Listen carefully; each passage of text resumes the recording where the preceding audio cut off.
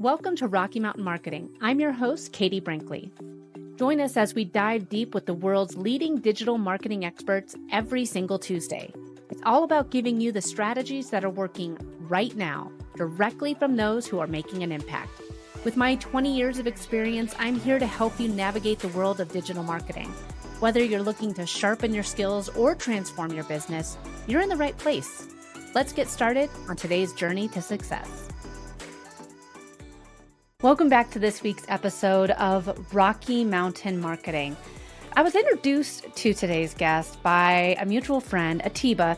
And actually, Atiba, he was the number one most downloaded episode from 2021. So if you haven't listened to his episode, be sure to go back and check out his episode from 2021. But Atiba and I have stayed in really good contact after he came on my show, one of the reasons I love my podcast.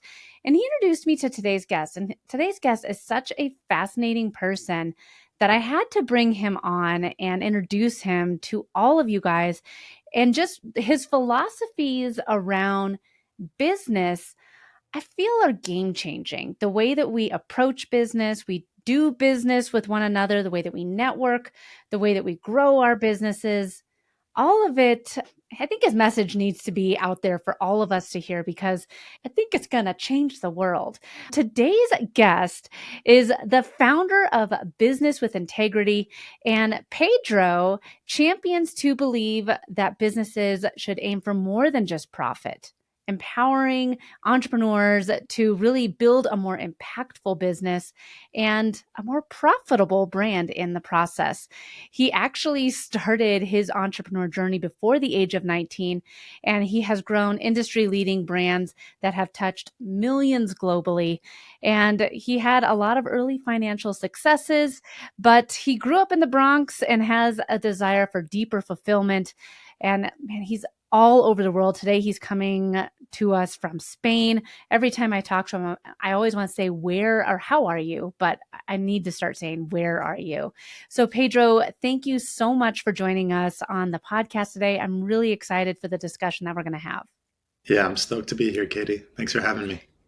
Well, and again, like I said, you're quite the jet setter and really just living life to the fullest, which I think is what all of us decided to do when we started our own business. We saw a way of doing things differently. And that's why the corporate road was not the road that we decided to take as entrepreneurs. So talk to us a little bit. I said briefly in your introduction, but I really don't think it gives you justice for what you've done at such a young age, not just for yourself, but for your clients as well. Yeah, absolutely. I think it's just something I've always known about myself is that I've been different. And that's been a really painful process, honestly, for a long time until I realized that that's actually my greatest gift. When I was 5 years old, me and my dad were at the MGM Grand Casino in Las Vegas. He had decided to be an entrepreneur just a couple years earlier by joining a network marketing company that took us to Vegas. And while there, me and my dad are wearing matching suits. Think about like classic Men in Black. And he takes us to where there's all this commotion happening in the casino and like spotlights. So like, oh, what's all this thing about? And when we get there, what we see is actually the grand prize that the casino's offering. It was $1 million in cash. I'll never forget it. It was in $20 bills in stacks of $10,000. I remember when I saw this for the first time, my little hand just squeezes my dad's hand just so hard. I look at him and immediately I can tell the excitement that we shared in that moment. I can't make this up. I look at my dad at 5 years old and I tell him, one day I'm going to be a millionaire. That's going to be mine. And that was the beginning of a dream, of a desire, which I had no idea how that would manifest itself. And also a moment that bonded me and my dad forever. While that did drive my life, I think there was a lot of things that I needed to learn in that process to learn that. I guess the way I would frame this for everybody is like, have you ever gotten exactly what you want just to realize that it's not what you want? I'm going to pop in here, and I love that question because as entrepreneurs, I think that we're sometimes given this rose-colored glasses idea of what it's going to be like, of you can work from anywhere, you can work the hours you want, you can pick and choose your clients, all of that. And it's, being an entrepreneur is a very, very difficult job. And once you start that journey, you learn, well, yeah, I can work anywhere. And that's the problem. I can work anywhere. I can work on vacation. I can work whatever hours I want. And a lot of times those are the hours that you don't want to be working. I think what I learned along the way in that journey is that entrepreneurship is so much more than the money that you're making. I would call that, if I had to put that into levels, I would put that like at level one, the lowest level of frequency. I think once you get really good at making money, what you actually realize is that it's the easiest thing in the world. And what I mean by that is that you start to build certain beliefs and certain mindsets within yourself. So, for example, I have a mindset. I have a mindset that says, the world's never let me down and it never will. So, therefore, I get to follow my heart. I know I'm taken care of. And because of that mindset, I no longer make decisions from a place of like, oh, here's this thing that's going to make me money. And therefore, that's what I should be like putting all my attention and focus into. Now it's more like, where's life guiding me? And Yeah. when you start to connect with that, what you realize is you start to learn the spiritual game of business and realize that when you can start to connect with that, that's when life and business really starts to move you emotionally, and you really start to understand the freaking privilege that it is to serve people and to do what is it that we do, no matter what is it that we are choosing to pursue in life. I think that's where things really start to get fun, if we can have the courage to connect with that and operate at a higher frequency, at a higher vibration. I love that because when you're starting your business, we're in this rat race. We want to succeed. We want to make the money. We want to, grow. We want to scale. But what you're saying is different. It's almost, if you're following what your passions are, the business will thrive because you're truly passionate about what you're doing. Well, not just that, but you just have a mindset that you'll figure it out, right? One of the ways that I started my career was that at the age 18, I went to go and work for Tony Robbins. And I was around him literally all the time. I went to every single event that he ever did for 4 or 5 years of my life. One thing that I would hear him say all the time is that 80% of success is psychology, 20% is strategy. It's the know-how, it's the how-to. And I remember it's like so many times in our lives, like we can hear people say certain things, but like you don't really get it. Like you get it intellectually, but like you don't really get it. And it took me such a long time to really understand what he truly meant by that. And it's really that understanding that the how to is the easy part. And one of my mentors, his name is Yannick Silvers, someone I look up to very dearly. He wrote a book called Evolved Enterprise, which absolutely changed my life and set me on this path of impact driven entrepreneurship. And he calls it creating space for something better. How can we actually create something? How can we actually create space for something better to occur, to happen, than anything that we could have possibly imagined inside of our businesses? But that game is actually believing that that's even possible.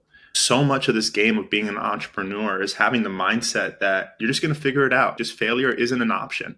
It's operating from a space of resourcefulness and just having that mindset. Like the how to is the easy part. You'll figure that out. You'll meet the people. You'll go to the events. You can learn the skills. But if you don't have the mindset to withstand the entrepreneurship journey, that's the hard part. That's the spiritual game that we all need to go through as entrepreneurs, and realize that to the capacity that we're able to do that, it's to the capacity that we can actually grow the things that we're here to do and here to make happen in the world.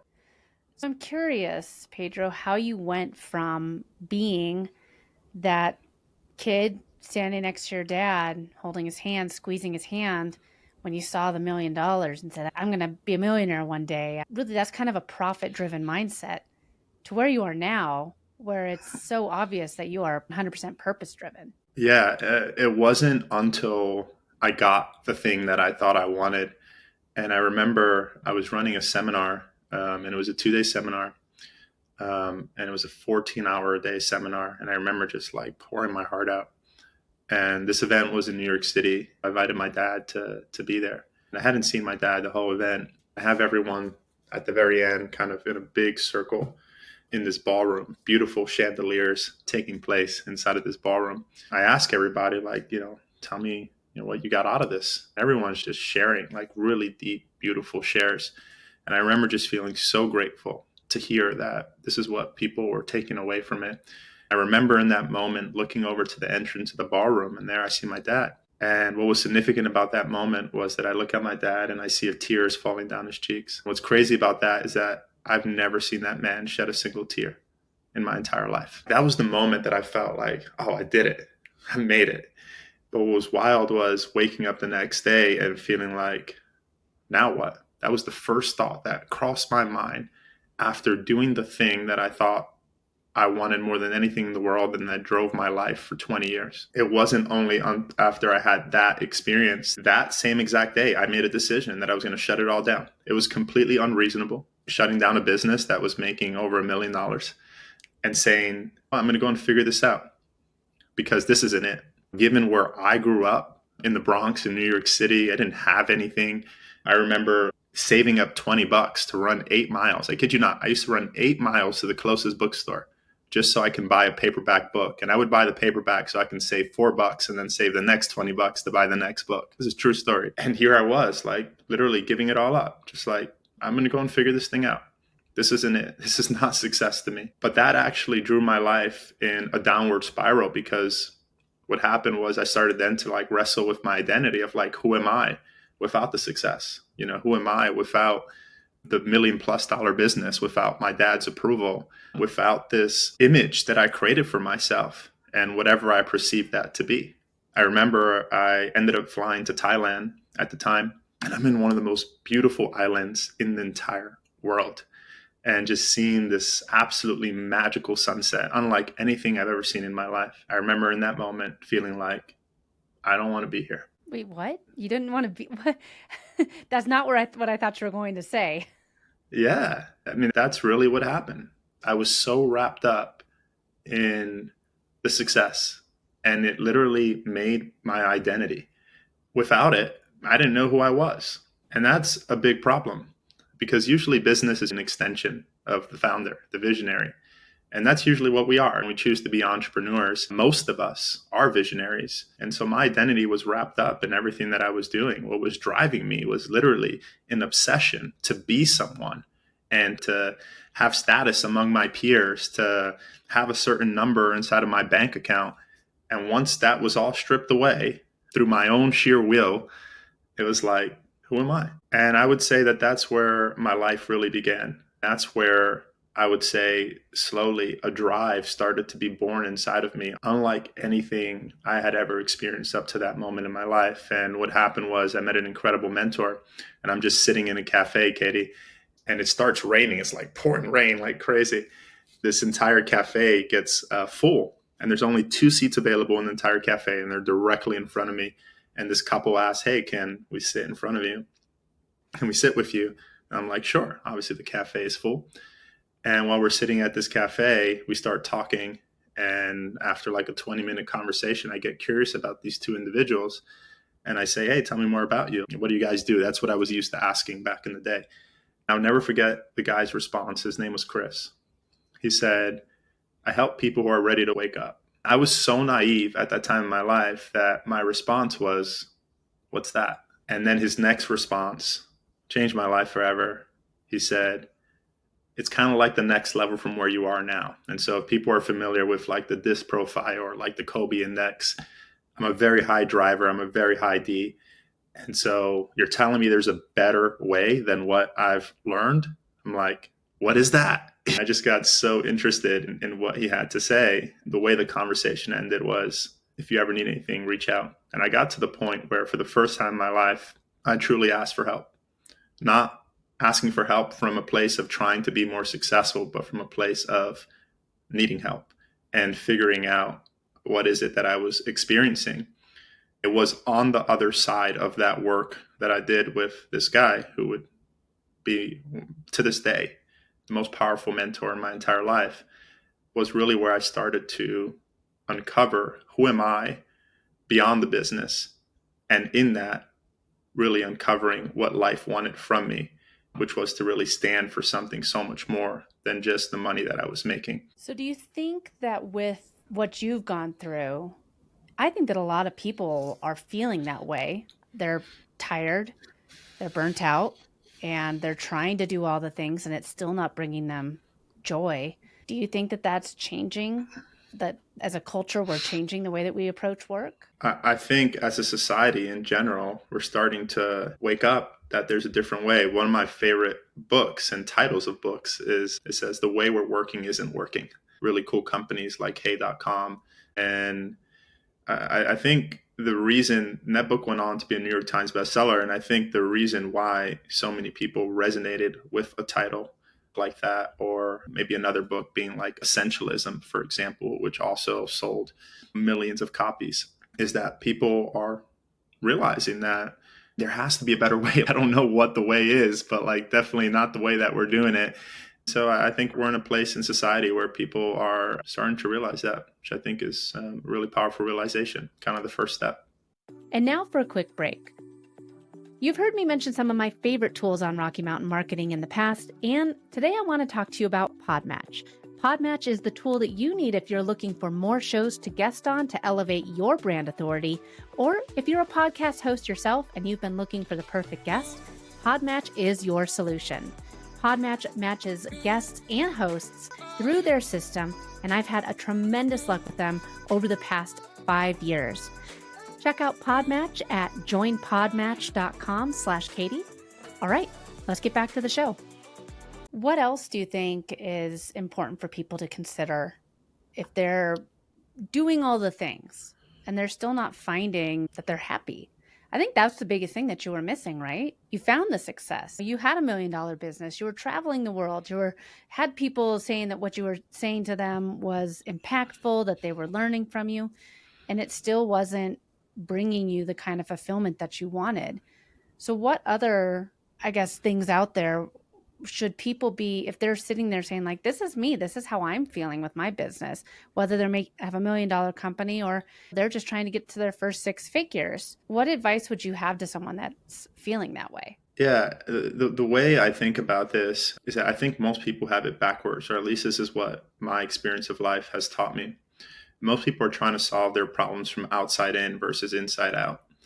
And where I think a much more wiser approach is actually to go inside out. And what inside out looks like is that everything in life, whether it's your business or whether it's something in your personal life, it's all hinting for one's own personal growth. And life is perfectly unfolding, if you will, and putting the exact people, the exact situations, the exact challenges in front of all of us so that we can ultimately live our best lives and really come to terms with what really matters in life. If someone asks me, like, what's the purpose of your life, Pedro? The way I would answer that is to be happy. Yeah. It's not to, and despite having generated well over $100 million for the projects I've worked on, the purpose of my life is not to generate another $100 million or another $1 billion or even anything related to my business. It actually is to be happy, number one. Let's start there. So what does it actually look like to be happy and have the courage to live a life that's authentic to us? I think if someone makes that decision, number one, the first thing that we need to do is realize there's some stuff that we got to really address and actually really confront in our lives. What that looks like is that if life is unfolding exactly the way it needs to, and it's putting the exact challenges that it needs in front of us so that we can wake the hell up, then, okay, the question then becomes is how do we actually respond to life? Because it's not about what happens to us, right? I was just talking to someone 2 days ago, literally. They told me, Pedro, the thing that I appreciate the most about you is your mindset and how you look at life. Despite everything you've been through, you don't really care about what's happened to you. It's all about how you actually respond to life. How I choose to respond to life is realize that with every single thing that makes me uncomfortable, every single thing that makes me unhappy, it's just realizing that all those situations are unfolding so that I can learn to be happy despite whatever the hell is unfolding. The best way that I've learned to do that is not to resist life as it's coming to me, like learning to let go, right? And actually be with what's happening to grow through that process. On the other side of that, I always say to people, it's not so much that we don't respond to life. It has more to do with after choosing to let go of something, it's not a passive acceptance. I call it living a life of surrender. So one of my favorite books is actually a book called The Surrender Experiment by a guy called Michael Singer. Here's a guy who literally built $500 million company. And what he saw was that business was his spiritual practice. As things were unfolding in his life, he just saw it as an opportunity for growth. And in business, like, there's challenging conversations that you need to have every single day. I think what I'm trying to say here is that business is a great opportunity to actually build your personal character. And as you build your personal character, you're actually becoming a better leader. You're clarifying your vision for life. And that gets to refine itself, but it only refines itself as you get to know yourself better. As you get to know yourself better, you're going to come in contact with visions that are more authentic to your heart. But if you're trying to control life all the time and the way that it's supposed to be, then you can't actually create space for something better. So I couldn't possibly anticipate that I would be doing anything that I'm doing today. I think everything that has unfolded inside of my life, and the way I would encourage others to think about this, is that as you really start to build your character, naturally, there's going to be things that are going to rise inside of you, new desires, new ways of connecting things, ways of thinking about reinventing your business. Like, the way that you do things, you're just going to get to a point, you're going to say, like, this is not working for me. I don't want to operate in this way anymore. Like, there has to be a better way. I want to stand for something more in this world than selling a bar of soap. It's not about the bar of soap that you're selling, but how can that bar of soap actually stand for something that makes your heart sing? We all have that. I mean, there's incredible companies, no matter what product you can possibly think of, that are choosing to stand for something more.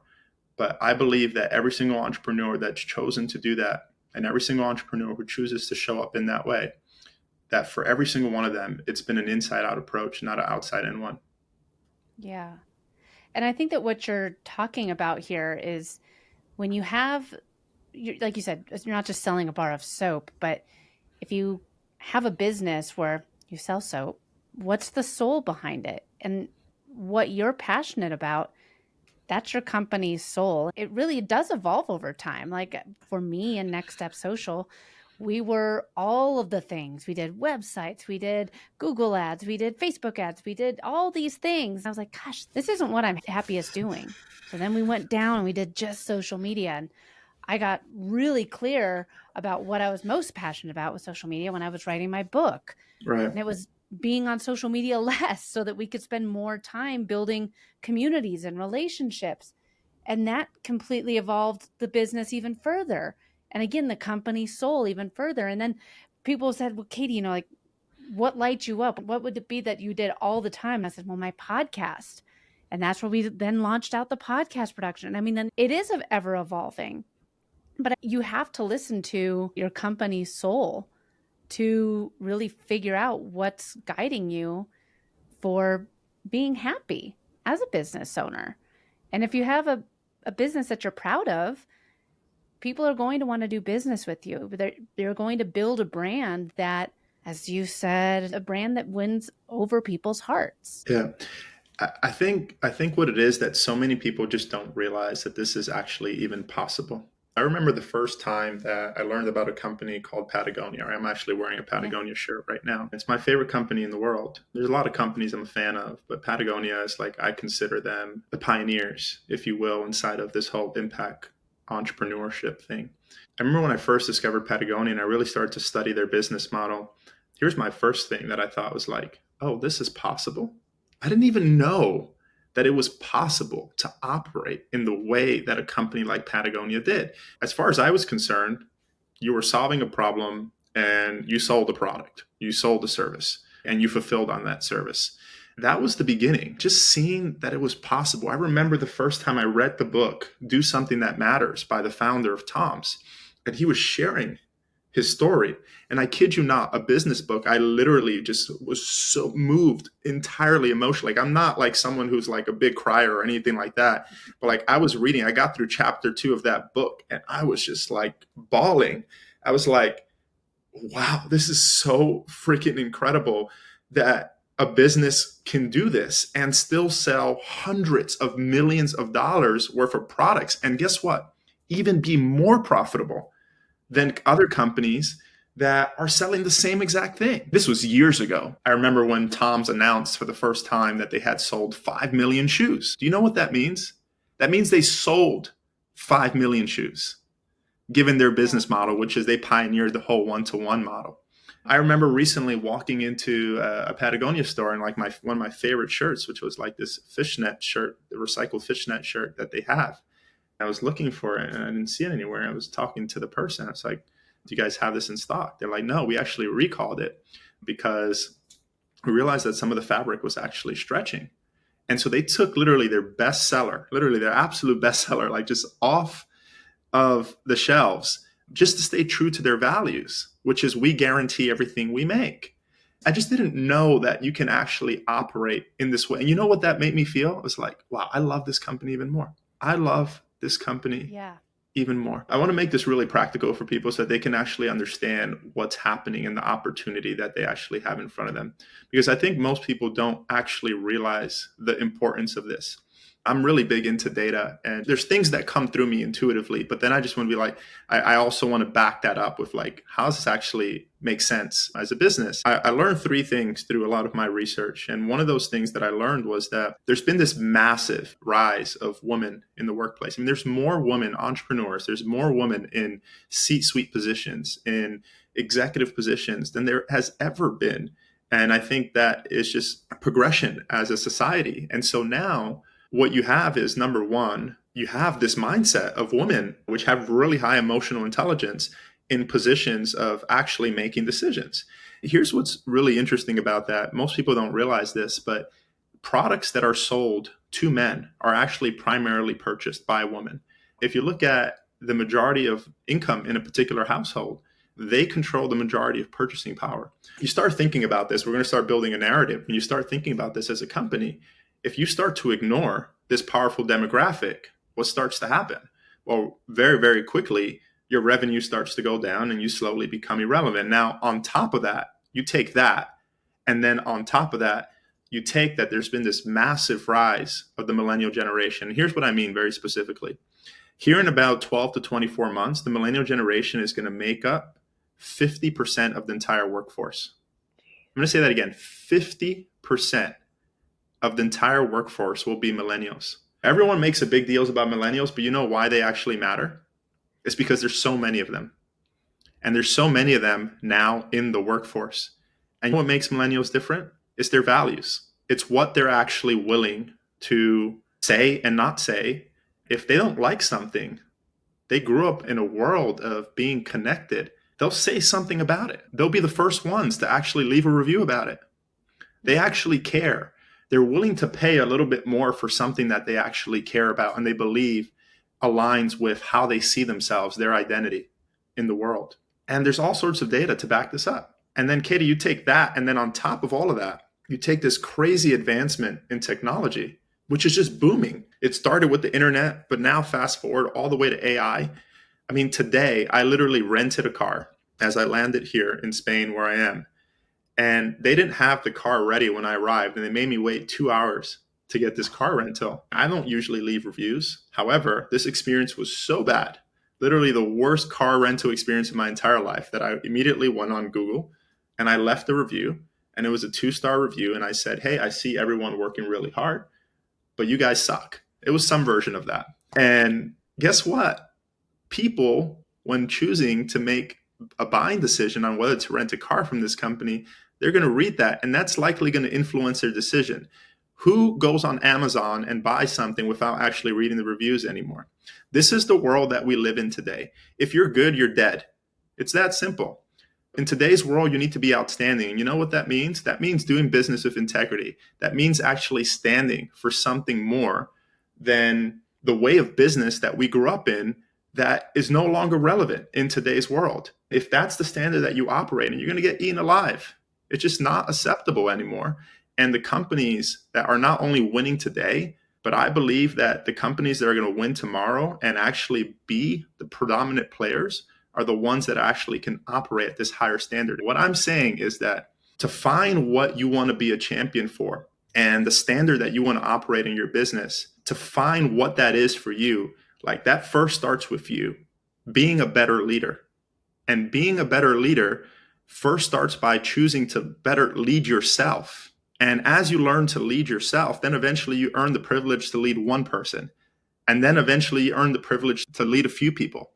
And then the ultimate form of leadership, when you look at a company like Patagonia or Tom's that people write about nonstop all the time, you know what they operate at? They operate at what's called legendary leadership.